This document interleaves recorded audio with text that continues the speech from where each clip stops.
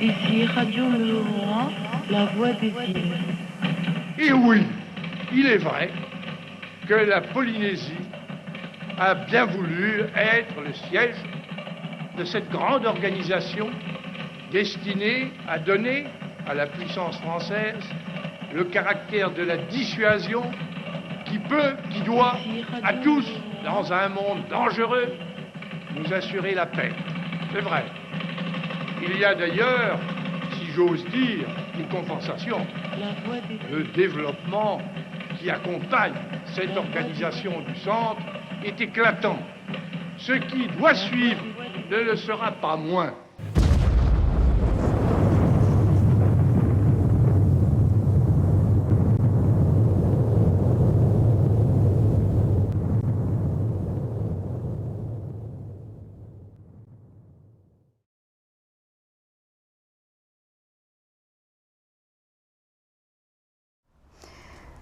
Alors, je suis Jacqueline Golaz, je suis née dans une île à Makatea en 1936.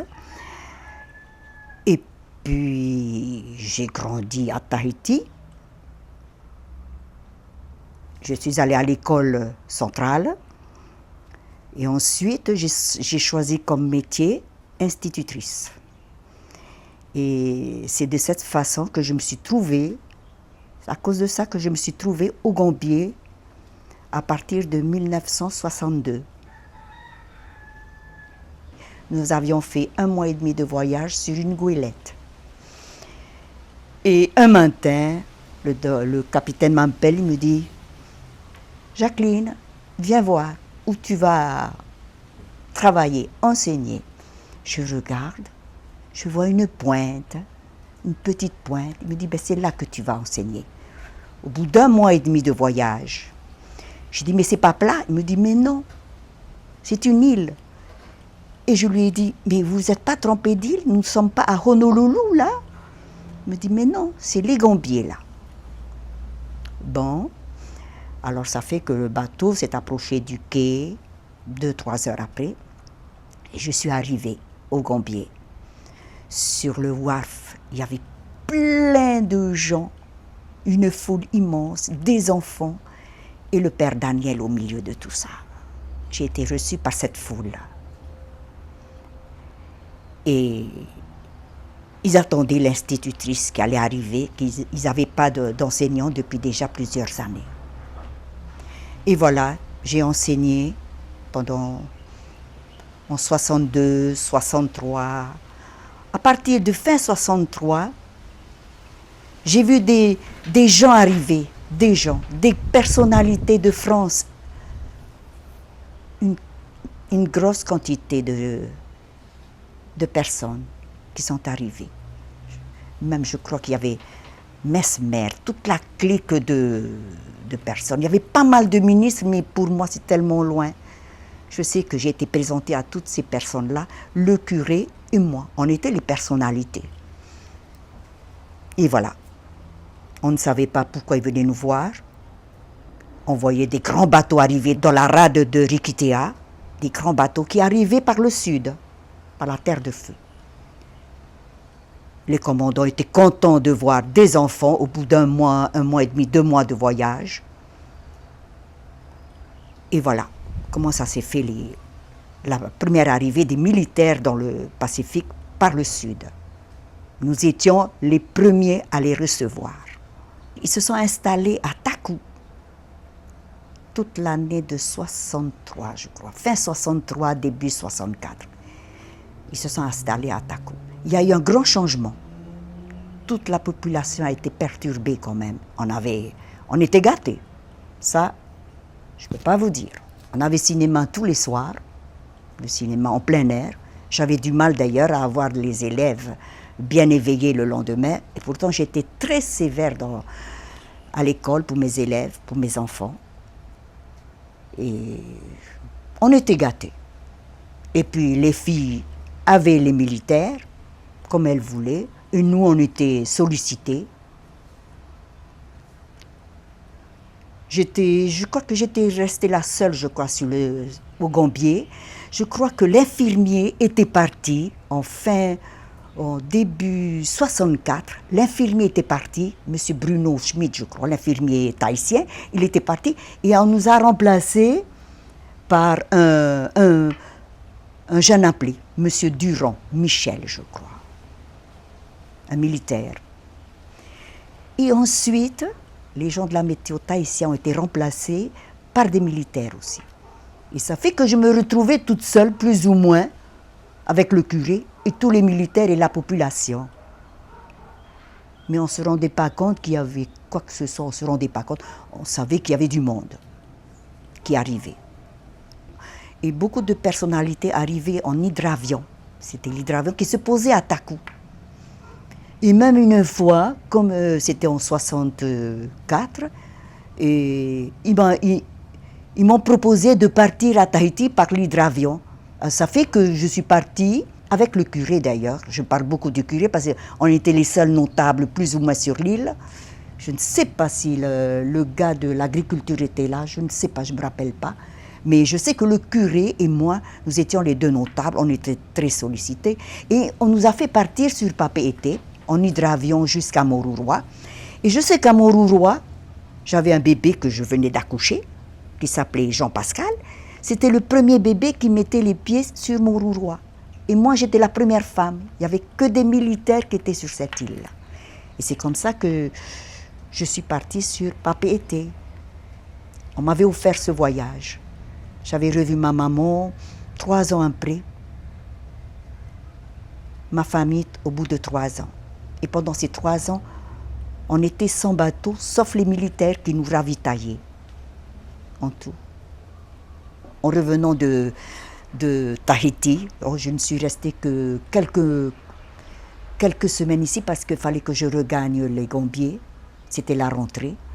Et j'ai appris qu'on allait, comment on appelle, prendre Moruroa, ou ces îles, faire de ces îles des stations de tir nucléaire, de lancement de bombes atomiques. Mais nous, comme j'ai déjà dit, on ne savait rien de tout ça. On ne savait même pas ce que c'était qu'une bombe, on ne savait rien. On nous prévenait pas qu'il y avait la bombe. De toute façon, on nous prévenait pas. C'est simplement quand on voyait tout le monde, les militaires, hein, qui étaient un peu excités. Ah. Mais on ne nous prévenait pas du tout. On ne nous disait rien ce qui allait se passer. Le chef de poste qui était, je crois, M. Cornette, ne nous disait rien du tout. On ne savait pas. Pour la première, deuxième, troisième bombe. On ne savait pas. C'est bien après qu'on a su que c'était des lancements de bombes atomiques sur l'atoll. On ne nous prévenait pas. Alors, on vivait dans l'île, on allait se baigner, on continuait à vivre. On n'avait pas d'abri. Hein. On n'avait pas d'abri parce que je vais vous dire, ensuite je me suis absentée. En juillet 67, j'ai pris mon congé administratif. De 66 à 67, j'y étais. On n'était pas dans les abris. On nous disait rien du tout. On nous disait rien du tout. C'est seulement vers la fin qu'on nous disait « Ah, paraît qu'on va lancer une bombe aujourd'hui. » Alors on courait à Natavake, sur le col de Natavake, et on essayait de regarder la lueur. On nous disait c'est de telle direction, c'était là, il fallait regarder la lueur. On regardait, on voyait la lueur et au bout d'une demi-heure, on ressentait un grand souffle qui arrivait sur nous et il fallait vite descendre du col avec les élèves. Hein. On était plus ou moins une dizaine d'élèves parce que ça se passait le samedi. Et quand on arrivait en bas dans le village, tout tremblait, tout tremblait. Il y avait un bruit, et tout tremblait. Nos fenêtres, les cocotiers, les arbres, tout tremblait. C'était pendant ma période de 66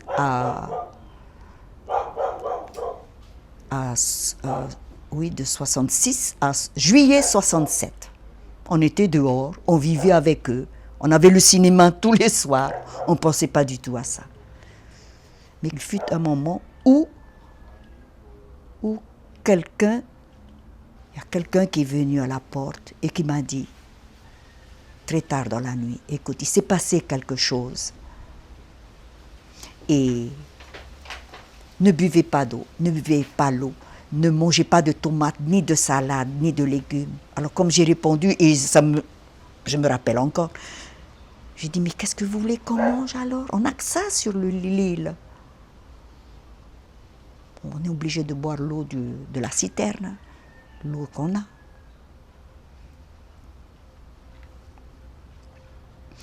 Et on a continué à faire classe.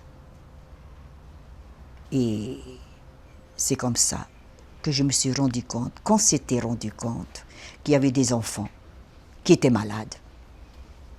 Parce que je tenais un cahier du dispensaire qui a fait rire tout le monde du reste. Et dans ce cahier, tous ceux qui passaient voir l'infirmier M. Durand étaient inscrits dans ce cahier. Tout ce qu'ils avaient. Alors il y avait la diarrhée. Qu'est-ce qu'il y avait encore? Enfin, ils étaient malades, ils vomissaient. Et je me rappelle bien, il y avait un gars, un vieux papa qui était venu me dire, mais regardez, ma fille, elle perd ses cheveux. Moi, je ne savais pas. Et alors, j'ai écrit sur le cahier, ou je ne sais pas, j'ai dit, je crois, à M. Durand, comme quoi que certains élèves perdaient leurs cheveux. Je consignais tout dedans, parce que je voulais voir le progrès de la santé de mes enfants. J'ai même fait venir une fois des médecins, parce que j'avais entendu dire qu'il y avait la lèpre au Gambier. Il y avait la lèpre, bien avant. Il y avait la lèpre. J'avais une petite histoire de lèpre et tout ça. Et j'ai fait passer tous mes enfants de tests de lèpre. Et je crois qu'on avait trouvé deux élèves. Alors c'est pour ça que j'étais très à cheval sur la santé de mes enfants. Parce que quand je suis arrivée, j'avais une caisse de carton de brosse à dents et de pâte dentifrice, parce que je voulais que les enfants se brossent les dents tous les matins à l'école et se lavent les pieds, parce qu'il y avait plein de petits bobos dessus, c'est normal. Il y avait pas d'hygiène, il n'y avait plus d'hygiène, il n'y avait pas d'instit. Bon, j'avais mon cahier de dispensaire, j'avais fait un cahier de dispensaire et je voyais les progrès suivant ce cahier de dispensaire. De tous les toutouas que j'avais, de tous les bobos, de tous les petites choses que les élèves avaient. Et mes élèves étaient devenus bien. Mais depuis l'arrivée des militaires, ça a changé. Alors j'avais mon cahier de dispensaire continuait à fonctionner. Et jusqu'au jour, un matin, mes élèves me préviennent, madame, il y a 3 officiers qui sont là. 3 officiers. Ah, je me présente. Et ils me demandent, madame, il paraît que vous avez un cahier du dispensaire. Oui, pas de problème. Est-ce qu'on peut l'avoir, le cahier du dispensaire? Oui, pas de problème. Alors moi, je pensais toujours, c'était à cause des toutouas, c'est à cause des dents, c'est à cause des comment on appelle, des choses, de n'importe quoi. Et ils m'ont pris mon cahier de dispensaire. Et on a continué à faire classe, parce que j'avais ma classe sur le bord de mer. On a continué. Et jusqu'au moment où j'entends klaxonner, j'attends le bateau qui klaxonnait et qui passait devant ma classe. J'ai dit, oh punaise. Mon cahier de dispensaire, ils ne m'ont pas ramené. Et c'était le bateau qui repartait avec mon cahier du dispensaire. Peut-être parce que c'était 3 officiers qui étaient venus. Alors, je ne sais pas qui sont ces officiers, je ne sais pas, je ne pourrais pas vous dire quoi que ce soit, mais mon cahier n'est jamais revenu. Mais pour moi, ce n'était pas grave. Je prenais un autre cahier. Mais maintenant, des années après, j'ai compris la gravité de ce cahier. Eh bien, on a été bafoués. On ne nous a jamais dit. On ne nous a jamais dit qu'il y avait quelque chose qu'on allait mettre, qui allait arriver sur les Gambiers. Il y a simplement un monsieur, il faudrait que je vous dise, il y a un monsieur, parce que vous savez, de 60 fin 63, 64 jusqu'à 65, j'ai eu la visite de beaucoup de gens que je ne pourrais pas vous dire. C'était des ministres, ils arrivaient avec leurs femmes.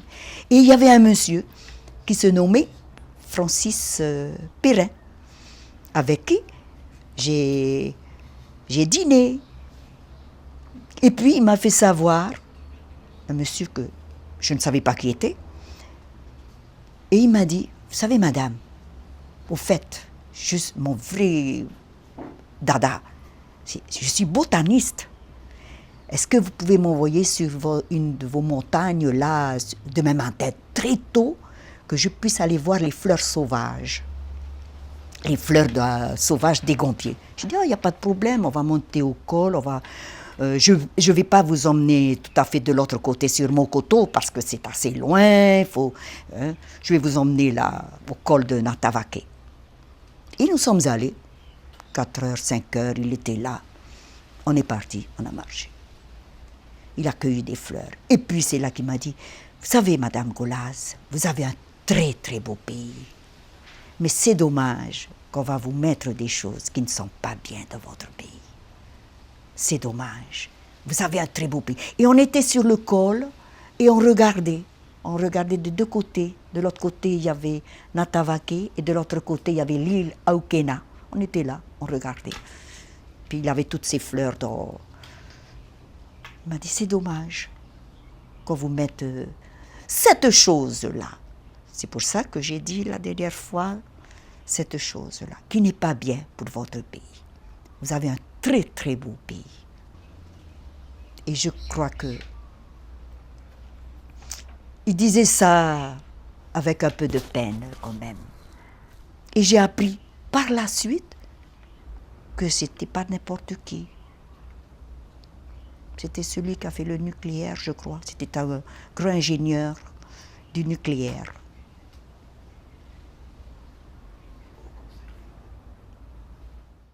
On devait faire une grande fête à Rikitea, après une lancée de bombes, je ne sais pas lequel, et que c'était, je crois, le général de Gaulle qui devait presser le bouton, je ne sais pas. Et comme c'était un grand monsieur, que je le savais d'ailleurs déjà, que c'était un monsieur qui mesurait 1m90, j'ai tellement entendu pendant la guerre 45 que c'était le grand monsieur. Et on était venu me voir parce que le curé avait dit que le lit de Madame Golaz était un king size, tréca, et que c'était le seul lit où pouvait dormir le général de Gaulle. Et j'ai dit, il n'y a pas de problème. J'avais laissé la maison et tout, le lit bien fait, tout. On était parti quelque part et tout. Et le soir, il devait arriver, on devait faire une grande fête avec la population. Et on a attendu jusqu'à 9h, jamais rien eu. Personne n'est venu. Alors j'ai dit j'avais dit aux gendarmes, et alors? Et mon invité, où est-ce qu'il est? Ah non, il n'a pas pu venir. Il avait un rendez-vous urgent sur Paris. Il était obligé de repartir. Ah bon? Mais vous pouvez toujours dire qu'il est venu dans votre lit dormir. Et c'est ce que j'ai un peu menti sur certaines personnes. Je dis, le général de Gaulle est venu dormir dans ce lit. Le général de Gaulle est venu dormir dans... Ah oui. Et j'ai ramené ce lit à Tahiti. Il a été là et à chaque fois, dans ma maison à louer, et à chaque fois j'ai dit, écoutez, le général de Gaulle a dormi dans ce lit. Tout le monde était fier d'avoir dormi dans le lit où le général de Gaulle a dormi. Enfin bref. Et puis après, je me suis arrêtée de mentir. Parce qu'il fallait quand même dire que... Parce que je ne savais pas ce qui s'était passé exactement. C'est seulement il y a quelques années, quand on m'a mis sous les yeux des documents, qu'on a appris la cause de ce refus de n'être pas venu sur les Gambiers.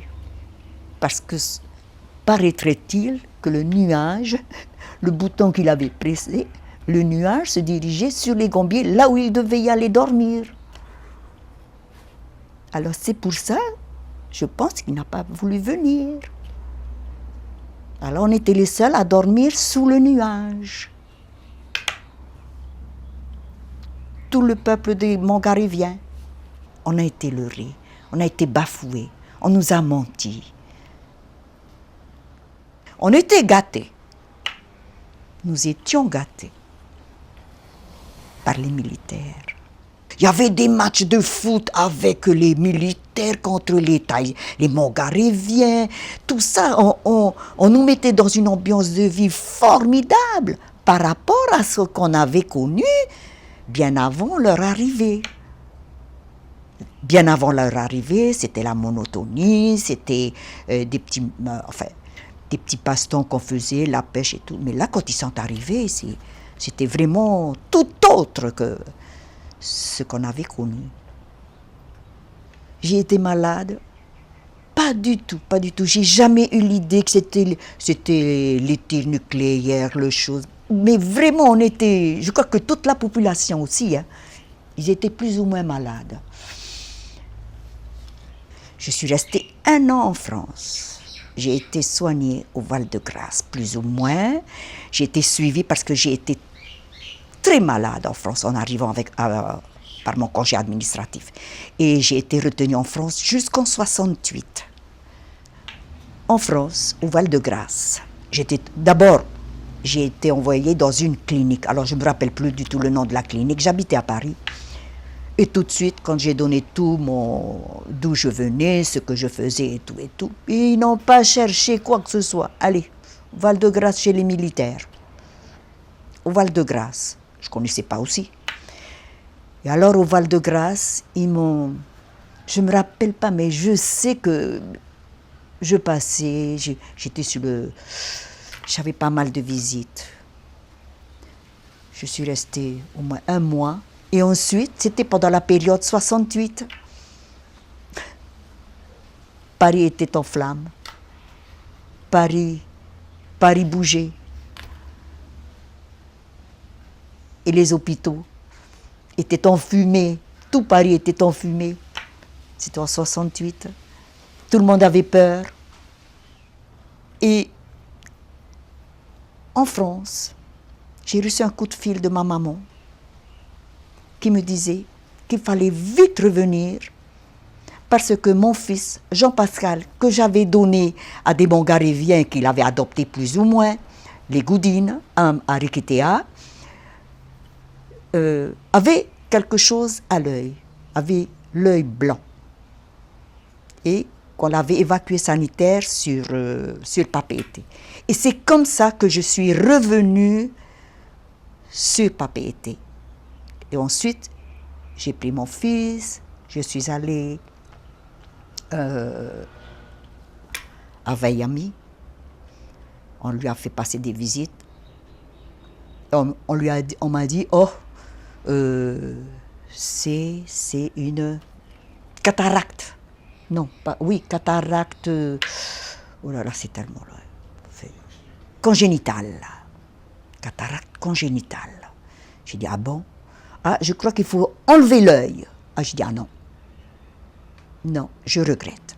Ça fait que je suis repartie avec mon fils et en 68, j'ai repris mon poste à Riquitéa. Et je me suis rendu compte qu'il y avait un abri. Un abri. Je crois que je suis allée 1 fois là-dedans parce que les tirs continuaient. Les tirs de Morouroua, je ne sais pas, Fangatofa, je ne sais pas où. Parce qu'on n'était pas au courant de rien du tout. Les tirs continuaient et je crois que je suis allée 1 fois dans l'abri, 1 fois. J'ai vu cette population complètement changer. Ils ont changé leur façon de vivre. Les enfants sont devenus plus évolués parce qu'il y avait du monde, plus évolués. Il y avait du monde. Il y avait cet abri. Il y avait des choses qui ont changé leur façon de vivre. La mentalité a changé. Les gens sont devenus plus personnels. Et puis, il y avait beaucoup d'enfants militaires qui sont nés. J'avais des petits blonds aux yeux bleus. Je voyais des petits blonds aux yeux bleus. De jolis petits bébés aux yeux bleus. Oh, il y en avait en quantité, hein. Voilà. Et puis je suis retombée malade en 69. Je suis retombée malade et j'ai été évacuée sanitaire sur Papeete par le gendarme M. Cournet, que je venais de le connaître parce que ce n'était pas lui qui était là quand j'étais partie des Gambiers pour mon congé administratif à Tahiti. Et il m'a évacuée sanitaire sur Tahiti. Et c'est comme ça que j'ai quitté les Gambiers, en étant malade. J'ai été hospitalisée à Waiami plusieurs mois, parce que j'étais enceinte aussi de ma fille. Et pendant toute une année, j'ai été malade. On m'a soignée. Et je suis sortie.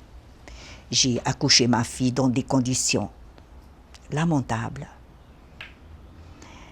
Et j'ai repris mon travail de classe. J'ai été affectée avec, à Pire Centre, avec une directrice d'ailleurs. Très bien. J'étais un petit peu la petite canaque, parce que j'étais restée longtemps aux îles, et toutes mes instits, mes copines instits qui étaient restées. Alors on me prenait un peu pour la démodée, l'instit qui revient des îles, démodée. Je m'habillais toujours comme si que j'étais au Gambier. On me dit, oh, regardez comme elle est attifée, la mongarivienne. Enfin, bref.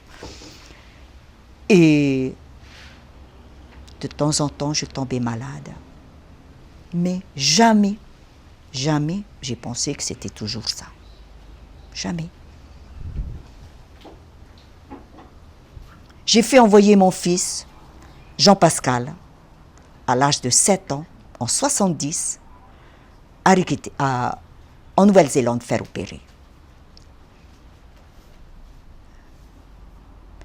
Le médecin tout de suite, quand il a vu que je venais de Tahiti, des Gambiers, tout de suite il n'a pas dit, c'est le médecin Cooper je crois, il n'a pas dit autre chose, nucléa. Il a dit, ah bon? Oui. Alors il a gratté l'œil, et puis ça fait que mon fils a pu voir un peu. Mais comme je vous dis encore une fois, j'ai eu de la chance d'être partie en France, me soigner. Mais combien de gens ici à Tahiti et au Gambier qui devaient être suivis comme moi. Il n'y aurait pas eu tant de malades, peut-être. Parce que je connais beaucoup de gens, beaucoup de collègues, beaucoup de Mongariviens qui n'y sont plus.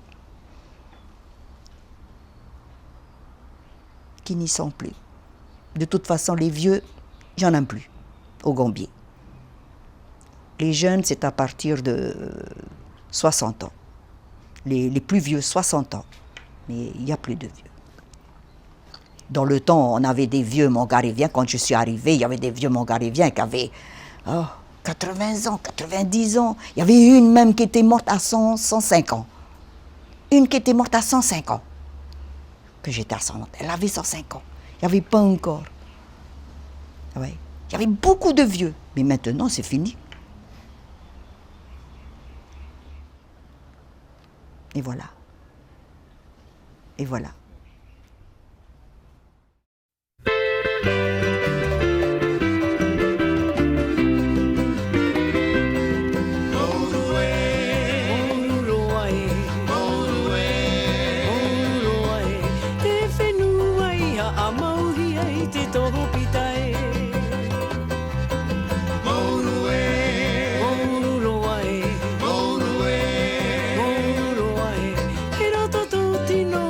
Te